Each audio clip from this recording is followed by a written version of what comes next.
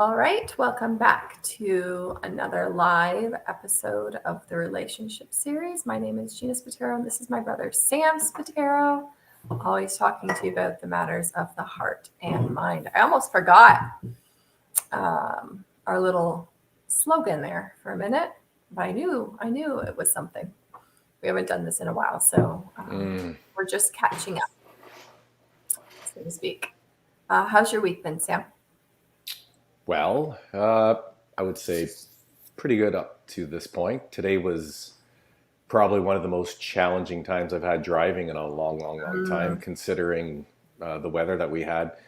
It's usually one of those things where you check your phone in the morning and there's a special weather bulletin, and you're like, really doesn't look that bad. It's probably not going to be that bad, right? And you venture out and you do some things, and all of a sudden it progressively gets just a little bit worse, and you decide to call it quits on what you're doing. You yeah, start to head home, and all of a sudden that's when the worst starts to kick in. it's always And that way. oh my gosh. Yeah. And you know I've never been in a situation, I think, gosh, for my career of driving, I think, where I've sat on the side of the road for 10 minutes and thought to myself, am I going to go up this hill or am I not? Am I going to make it, or am I going to end up spinning out over the ditch over the side of the road, and that's how I'm going to Great. die today?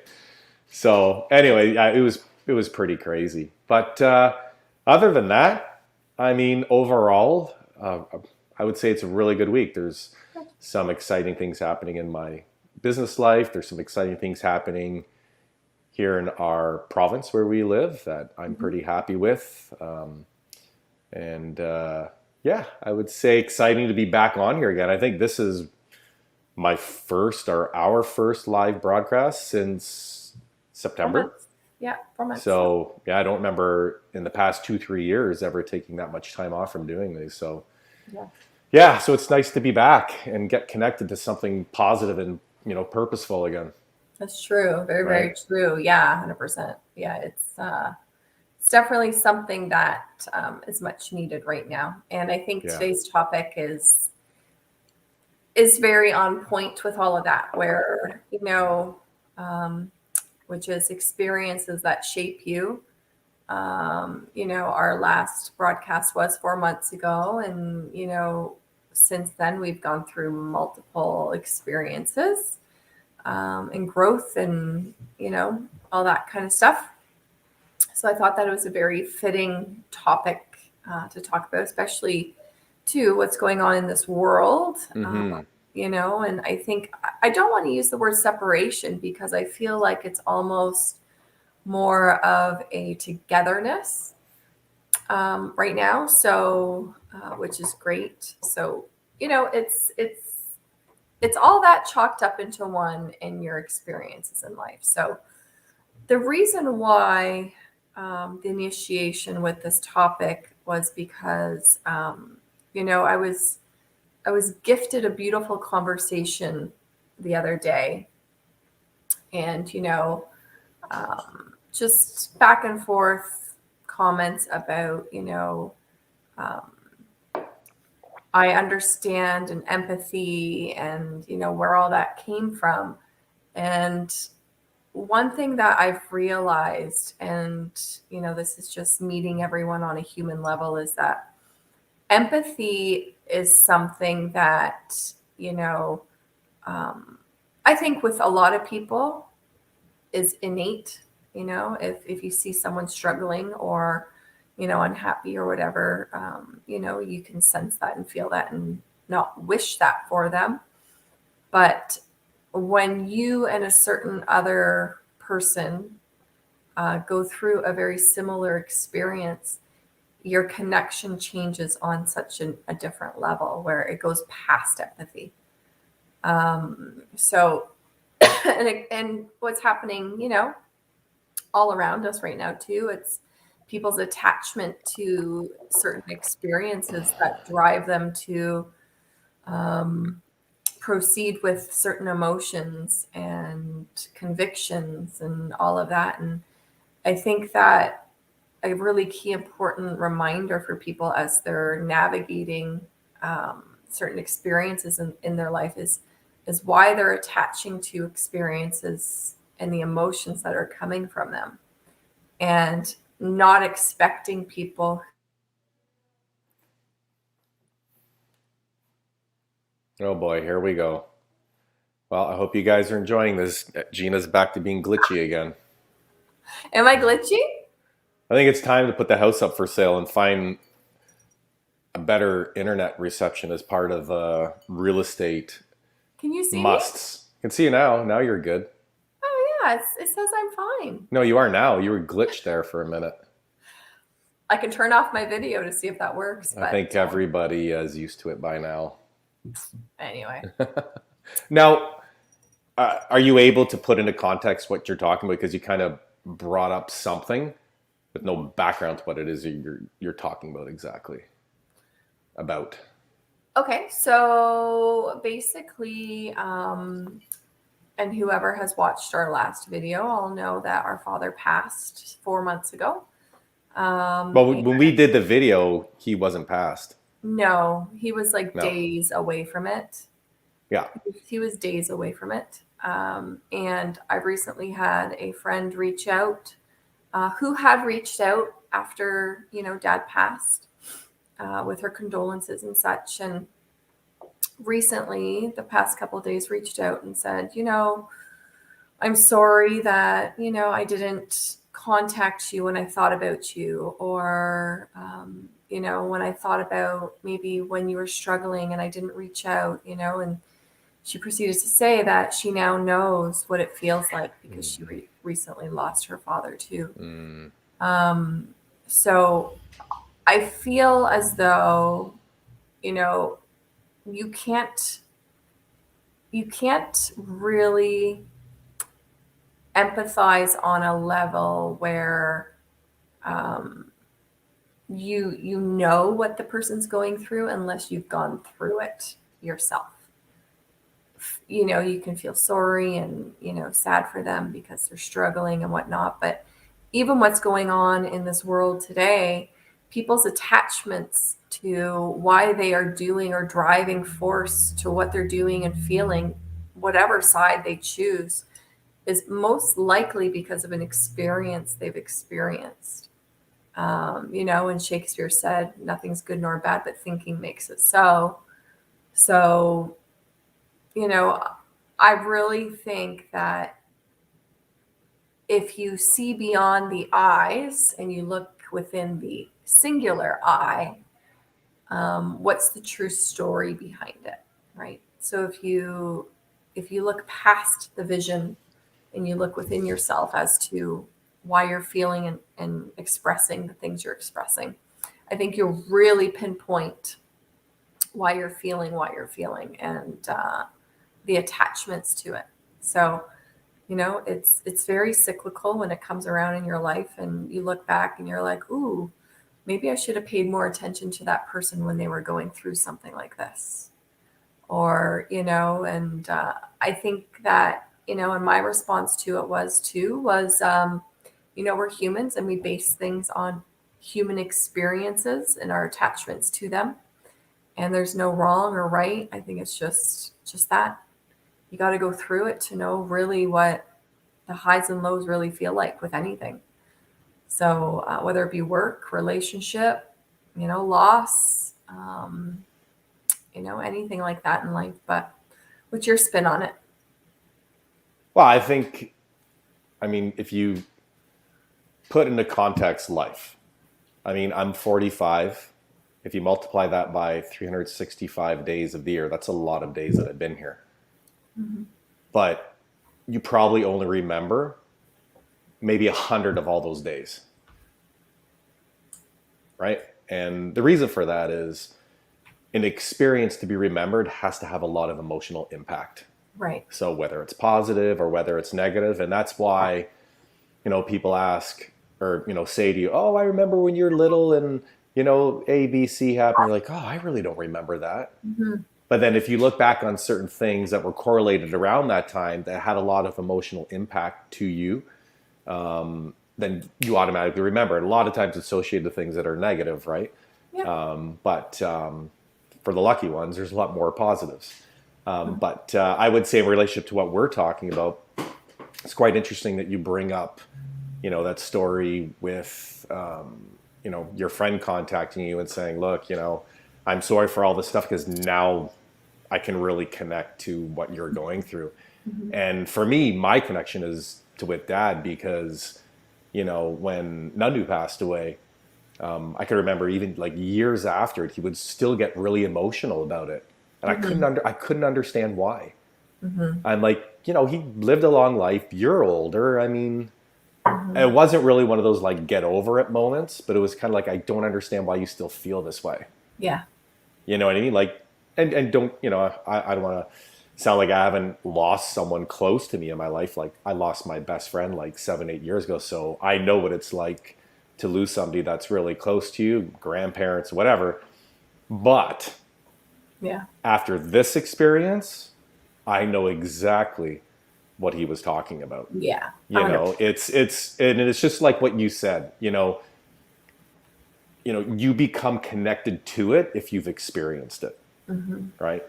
But if you're not as connected to that, which someone else experiences, it's hard to relate on that level. You can always give a level of compassion, a level of empathy, and those sorts of things, but it elevates it once you can relate on an experience level as well, right? It Yeah. takes it to a whole new and heightened platform, and I would say, it, oh man, I tell you, it's not easy, like, where, because the topic is grieving and loss and all these sorts of things. And, I think for me, especially after this experience, it's been what, 4 months now that he's been gone.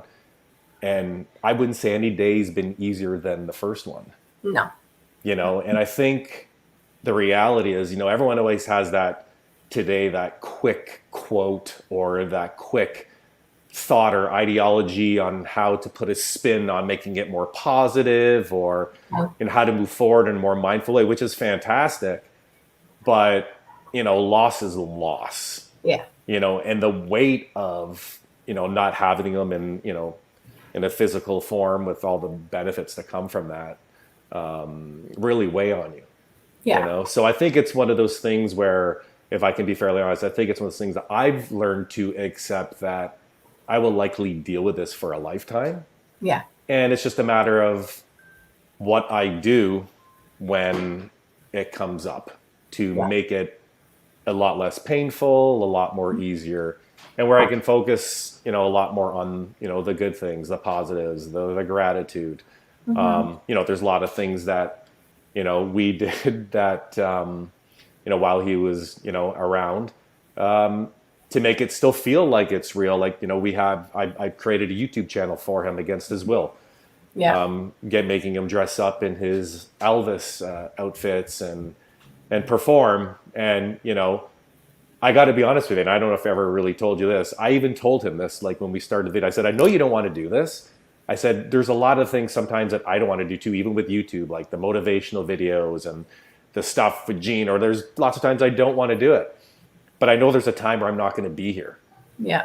And I said, how cool would it be 10, 30 years from now when your grandkids or us or their kids can see, Yeah. something that you were. You're not just a story, Mm-hmm. right? It's something like almost like they can create like their own sort of judgment and view on you and who you were and what you're about based on what they see. Yeah.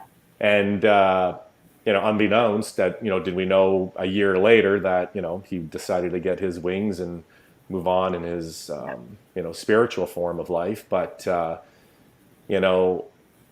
I said, if we're talking about, grieving and all this sorts of things, like I said, from the first day to now, I mean, it is a little bit easier, but it still weighs heavy. But there's little things you can do on a daily basis to make it just a little bit lighter. And that is Yeah. strike two for I'm here. Gina. I'm here. Strike two. Okay. You know what happens with 3 strikes? You're still in the game, in the Yeah. YouTube game. Yeah. I'll blame it on the weather. Yeah. It's funny too, because I even work with a gentleman that lost his mother to cancer years ago. Mm-hmm. and mid 30s, and still very emotional about it. And he talks about it, posts pictures about it, and I'm like, like you're compassionate, and then it's the same time it's like I just don't get it. And Yeah. now it's like you get it. Like I'm showing videos of people working like, hey man, look at this video I did of like my dad like dressed up as Elvis, or look at this cool video I just did of compilations of his life, and and that's the key thing. I think one other thing I just want to add before I forget this thought: if you want to make it a little lighter, like connect with people who've gone through it. Yeah. There's Facebook groups. Yeah. I mean, I can't think of countless people in the past 3 months that I know, that friends of mine that lost their parents. Yeah. A friend of mine actually today just posted that his mom passed away after losing his dad 5 months ago. Wow. So, That's it's, yeah, so there's one of the key things is, and I thought about even doing this, but I don't need to add any more things to my life right now because I'm going through some, different transitions of work and want to get grounded there first. Is there's constant, like, there's different types of groups you can join. I'm sure there's you know loss groups that have to do with like parents or pets or whatever. You can connect with people like that, or you can do some calls with therapists, mm-hmm. or call someone that you can just talk your brains out, and they're not going to judge, and they're going to listen. They truly care about what Yeah. you're saying, and you're comfortable with that. But yeah, losses. When it comes to stuff like this, it's very heavy, Yeah. and I mean, you don't want to be dragging those heavy weights around for the rest of your life. But every once in a while, it's definitely good to tuck them away and give yourself a break. That's for sure. Oh yeah, 100%. And I think it all ties into, I'm not going to get too much into what's happening in this world right now because everyone knows.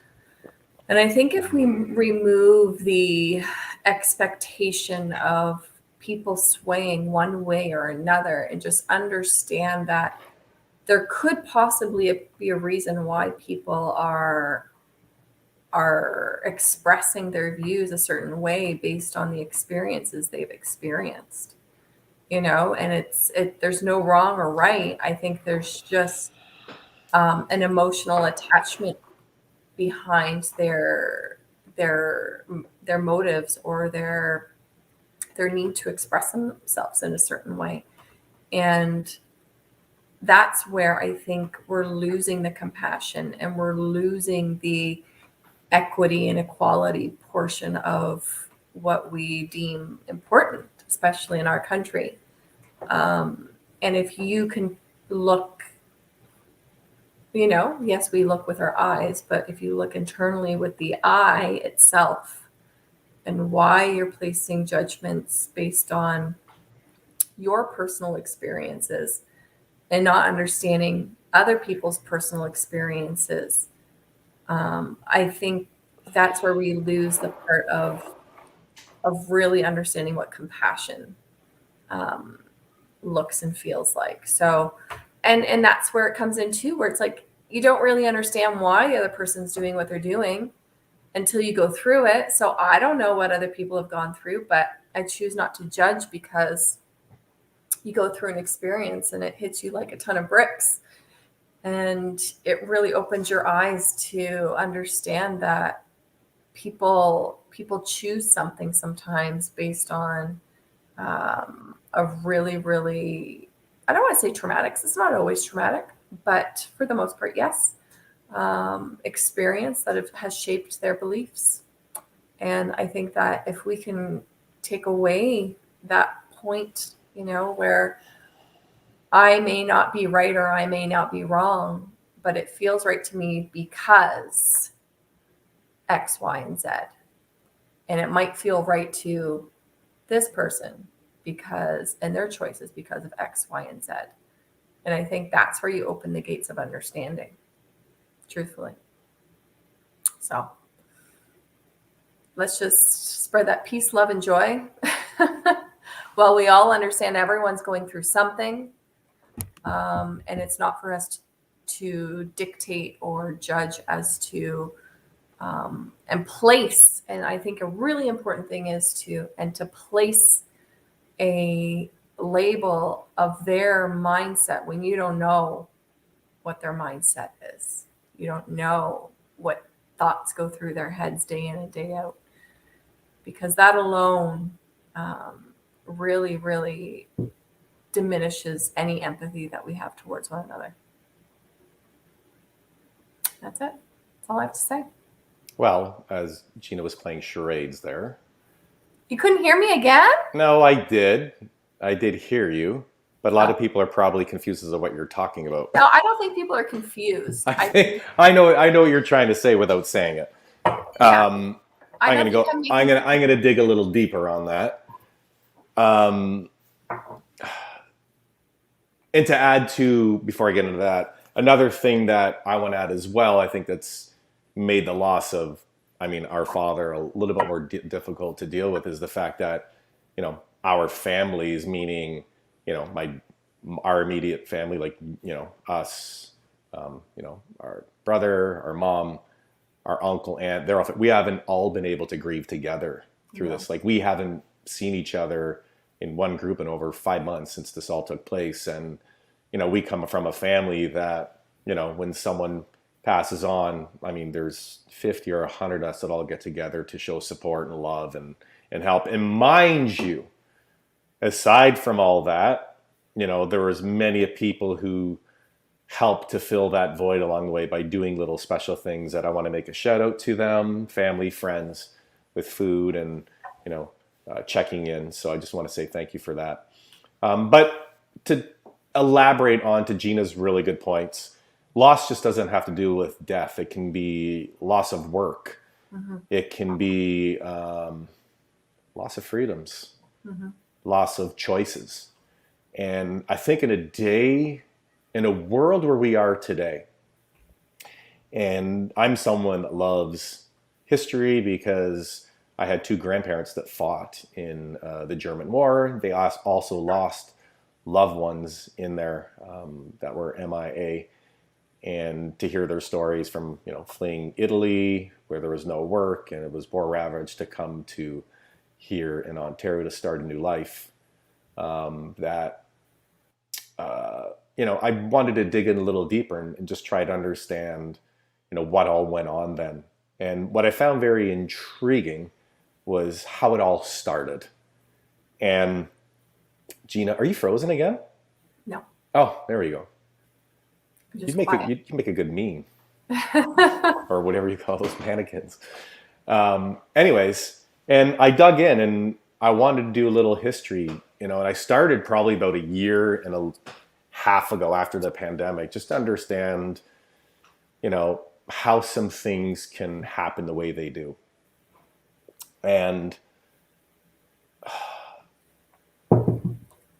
I think the greatest thing that we can all connect to, and let's forget about death and all those other things. I think every human being on the planet today, no matter where you are, whether you're in a free, democratic country or a socialist country, communist country, I think every country has experienced a little more of it's the loss of freedom.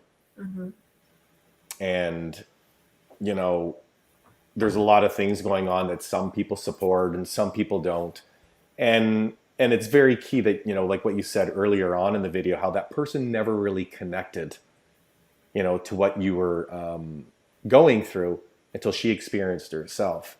Mm-hmm. And I think there's certain aspects of things that are going on today that some people who aren't really impacted by it do not want to feel. Right. One day down the road, where they can then finally connect with the people who are feeling the wrath of these changes that are happening around the globe. And I think in order to stop that and, get together and, like you said, listening to, I'm assuming, your heart and your mind, getting to a different level of consciousness, is we need to look to the past to see what the future is going to hold. And if we want to live in a world where there's a lot less of the type of loss that we're talking about today, is we need to realize what's at stake. And how do we do that? Like, when any great things happen, you come together. And like, one of the, human needs that we all have is the ability to connect with others. And so in a world today where you might not connect with people from a level of losing a loved one or a job or a freedom or a loss of being able to do certain things in your country that you used to do, is that we all need to experience, the reality of, you know, the things that we were all intended to have. And that's love, joy, freedom, expression, which is everything virtually that, our grandparents fought for. And I think it's very important that we don't lose sight of that, and especially are able to filter through the constant messages that are being delivered to us today. And yeah, so to stay on topic of the loss and the grief, I think with everything that's happened over the past few years, us losing our father, people losing their businesses, loved ones from suicide or relationship breakups, or experiencing personal bankruptcies, I think enough is enough. I think, in a world where we've come so far, we need to go so much further. And the only way we do that is, like how we always say, the relationship series is, relationships are the heart and the mind. And there's no way you cannot connect to someone else when you're operating from your heart. And, and then, obviously, administer everything else on a physical level from the mind.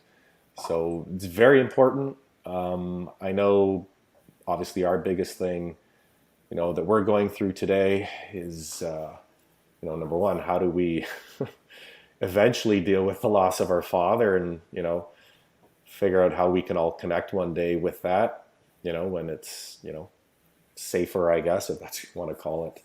But also with everything else, I think it's very important that the message is clear here that grief and loss is universal, but it doesn't have to be alone.